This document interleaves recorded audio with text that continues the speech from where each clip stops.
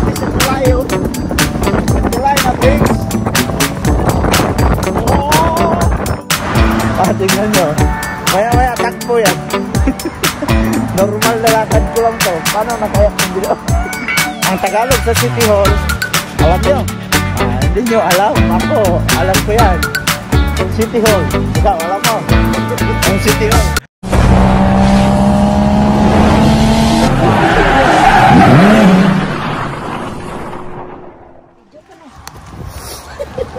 No. Oh. Oh. Ayan. Cellphone pang rider, oh. Yo, what's up mga kaidol? Panibagong araw, panibagong video na naman tayo ngayon. At welcome back na naman sa ating munting YouTube channel. So, ayan mga kaidol, at naglalakad kami. Time check po tayo is... Yung oras na ba? Saglit. Yan, 6:25 na ng hapon dito. Kasi maliwanag pa naman. So sa atin ito, mga 6 o 6:30 is madilim na. So dito maliwanag kasi pa summer na. At so sa ngayon ay medyo malamig pa rin yung simoy ng hangin kasi umuulan. Ganito pag walang trabaho, laging umuulan kaya minsan lang makalabas. At saka silab, kakarating lang nito, yun oh. Ang laki ng payong niya. Yung sa akin ay kaliit naman tapos transparent. Pero okay lang yan. Ang importante mayroon tayong payong para hindi tayo mabasa. Baka kasi lalakas yung ulan eh. Tapos yung kasama ko nilalamig man. Yan o. Nilalamig siya. So inantay ko siya kasi may trabaho siya. Kaya ngayon kahit may ulan, kahit hapon na, maglakad talaga kami kasi kailangan naming mamalingki kasi bukas nakalagay sa weather kasi ang ulan 100%. So baka hindi kami makalabas bukas kaya ngayon maghahabol kami doon sa may San Yuni sa aming pinapamalingkihan palagi para makapamili. Yan. So maghahabol kami pero yung lakad namin painday inday. So yan mga kaidol, at para mabilisan namin paglakad mga kaidol, update ko kayo mamaya. Guys mga kaidol, nagpapayong kami kaso yung payong namin parang masisira ang ano eh. Parang malakas na namin. Kasama ko, dito na kami sa Tulayo. Sa Tulay na bridge. Masira yung payong mo. Ayan o. Oh. Ang nangyari. Pinahawakan niya kasi yung kalong niya. Baka malipad. Sayang eh. Nakikili lang yan. Bala na masira daw yung payong. Ito yung kalong. Hindi lang matapon. Maapon kasi. Kaya nagpapayong kami. Kaya ang problema, malakas man yung hangin. Tapos malamig pa. Tumatayo nga yung balahibo ko. Hindi ako nakapag-jacket. So, malapit na lang naman kami. Kasi itong overpass na to, tapos kasunod ng overpass na yon, ang pagbaba namin doon sa pangalawang overpass, malapit na ang San Yuni. So sana hindi lalakas yung ulan kasi pag lalakas yung ulan mamaya sigurado basa kami. Kaya bilisan na namin maglakad. Ang problema kasi nito pag bilisan ko ng lakad, yung kasama ko tumatakbo man. Tingnan nyo, maya takbo yan. Normal na lakad ko lang to. Paano nakayak kong video? Bilisan ko pa. Bilisan natin.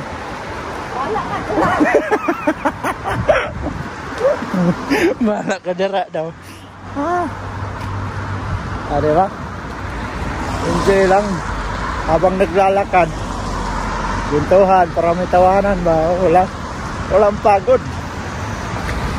Oh. kang magtakbo, magdagan ka lang.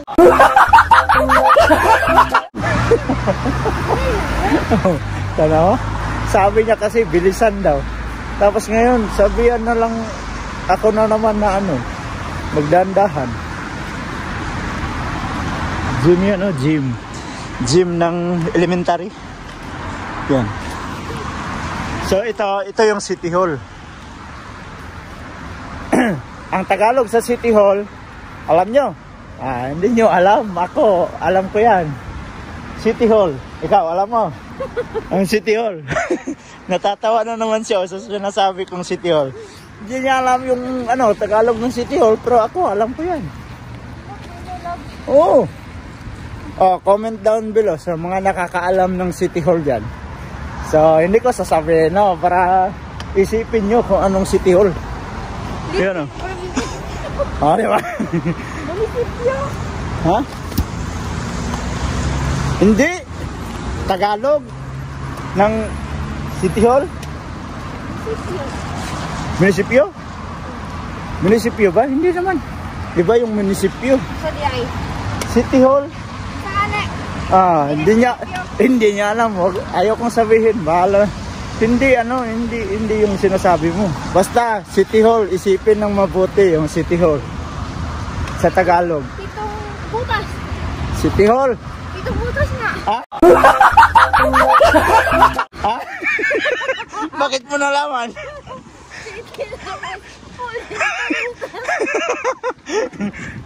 Nalaman mo ni Mrs. Ann? Wala eh. Nalaman niya yung City Hall. Uy, magpayong ka, lumalakas na oh. Bahala ka dyan. Basta ako magpayong ako. Ayaw kong magkasakit.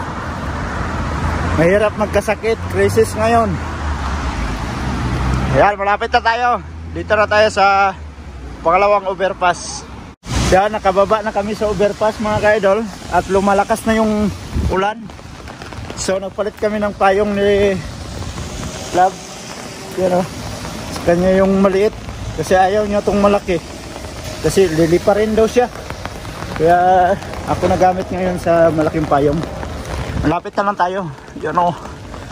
Sana hindi pa siya gaanong lalakas kasi mahirap mamaya pag umuwi kami. Sigurado. Ay, shout out sa train, no? Wala man nagdalang asin, hindi. Bakit ka matakot maglakas yung ulan? Ha? May mga banat dito siya minsan na hindi mo kanais-nais marinig ba? Ayan, no? Oh, may train. Talilin. Yan, malapit na kami dito sa San Yuni. So marami pa rin namamalingki. Yan, kahit umulan. Oh. Yan. Lumalakas na talaga yung ulan eh. Yan, dito na tayo sa may San Yuni. Yan, pasok tayo dito. Alright mga kaidol, at yan, voice over tayo kasi mayroong music dyan sa pamalengkihan na yan. So need nating mag voice over. At yan, sinasabi ko na namimili na kami mga kaidol. Yan ang sinasabi ko. At yan, namimili si Love ng repolyo. So need talaga naming mamalingke mga kaidol kasi pag kinabukasan pa kami mamalingke, ang lakas ng ulan. So isang araw ang ulan. Talong. Yan o, marami, 480. Ang pwede ito mangurot. Yan. Magpultata. Oh, tortang talong. Yun. So yan, magbili kami ng isda.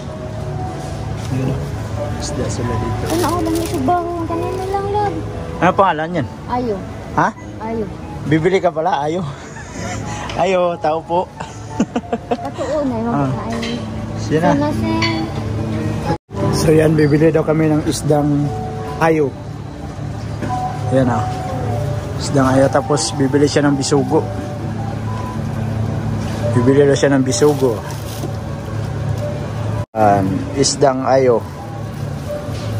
Lami, manggod siya no? Ayo sa Bisaya, sa Tagalog, tao po. Ayan, isdang bisugo. Lami, ang lang. Ha? Pangit lang kami. Ano?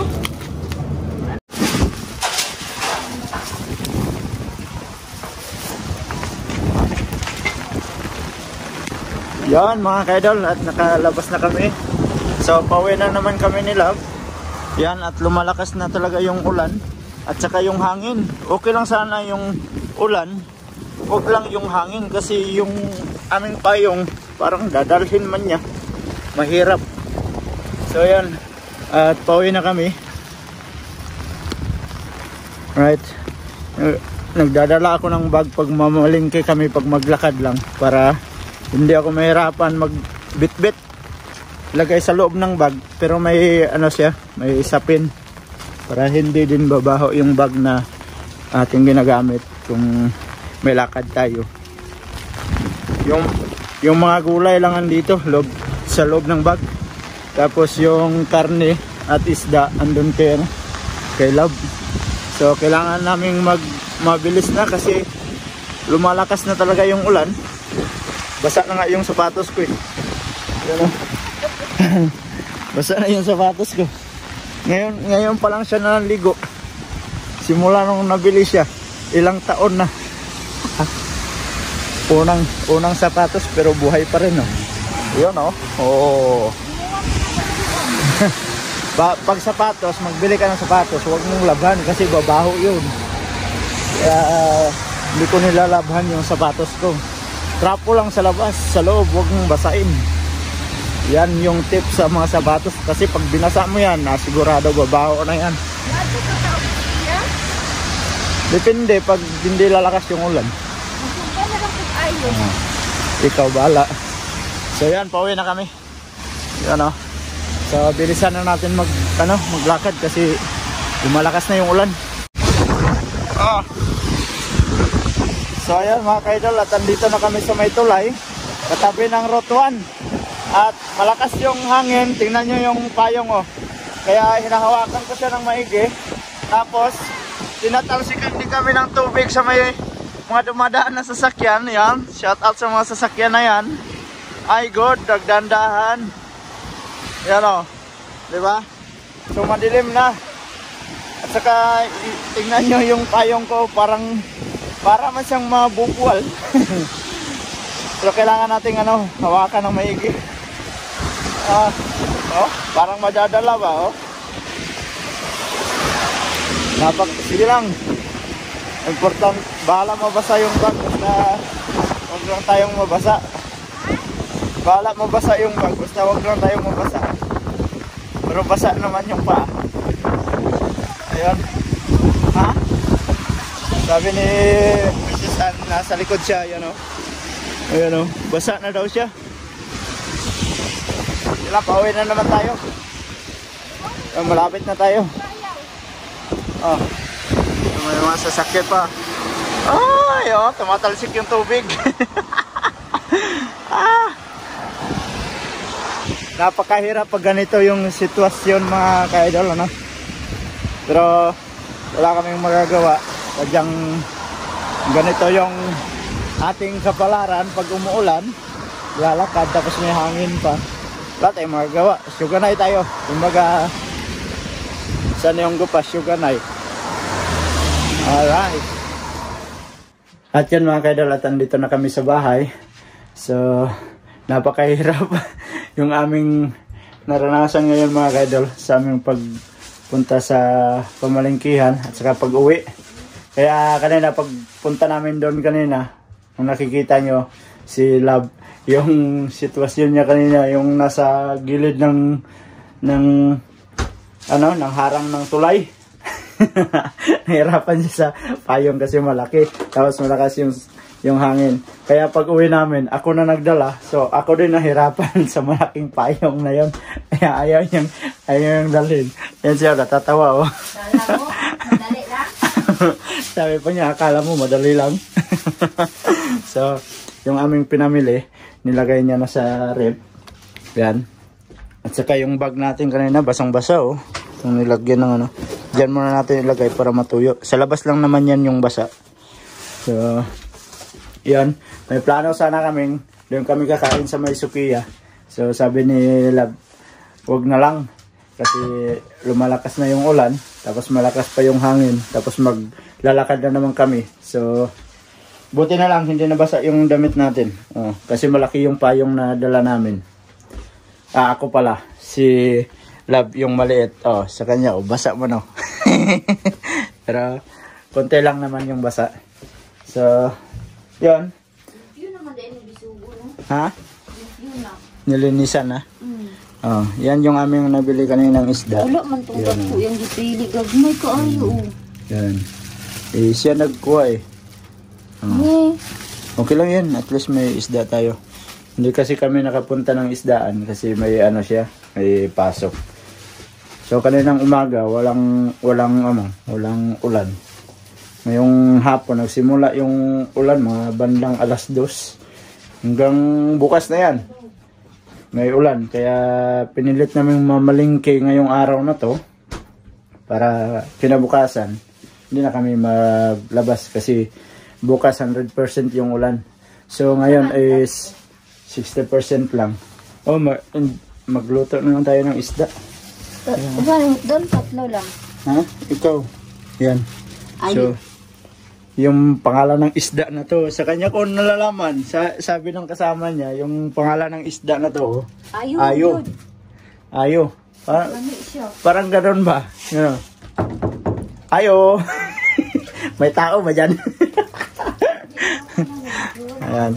Sabi ng kasama ni Lab, masarap daw yan. Ano lang daw, ano ba yan? Ihaw. Yan, iihaw lang daw.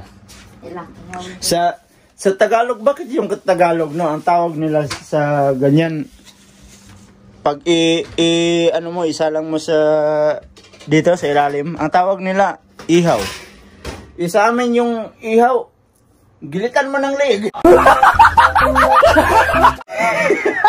Sa Bisaya. Diba? Diba? Diba? Shout out sa mga Bisaya dyan. Diba? Ihaw naman yung ganyan. Gigilitan mo yung leeg.